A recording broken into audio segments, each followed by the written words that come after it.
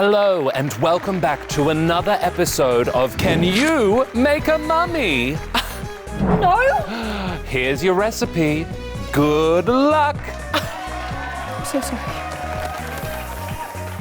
Right, so the first thing we need is some anti-you. I don't even know what that is. Well, archaeologists never knew for sure either, until the recent discovery of this ancient workshop in Saqqara, near Cairo. They looked closely at 31 ceramic pots that were used to help mummify bodies. You've probably heard of mummies before, mostly in connection to these, pharaohs, Egyptian kings who ruled in Egypt thousands of years ago. People there believed that when you died, you took a lot of your wealth with you. They built elaborate monuments for their dead royals and stuffed them with treasure. They also went to a lot of effort to preserve their bodies through mummification. This was because they believed their body would carry their soul into the afterlife, so they needed it to stay intact. But even though these mummies have lasted until now, the exact art of mummification didn't. Although we do have a few ancient texts telling us about the complicated process. A priest would take out the organs and place them in jars, including the brain, which was mushed up through the nose. Yeah, I'm not doing that.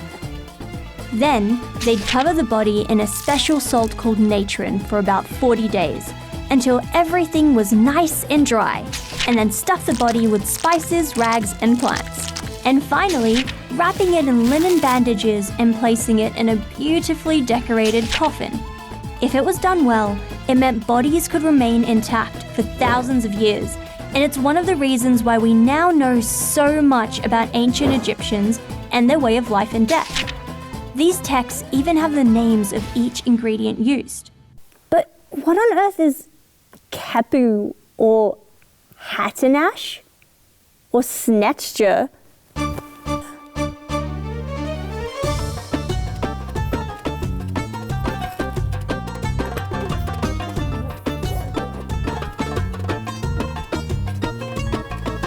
For a long time, experts didn't exactly know that either. Hey, there are labels on here. 𝗧𝗘𝗔𝗔𝗖𝗍.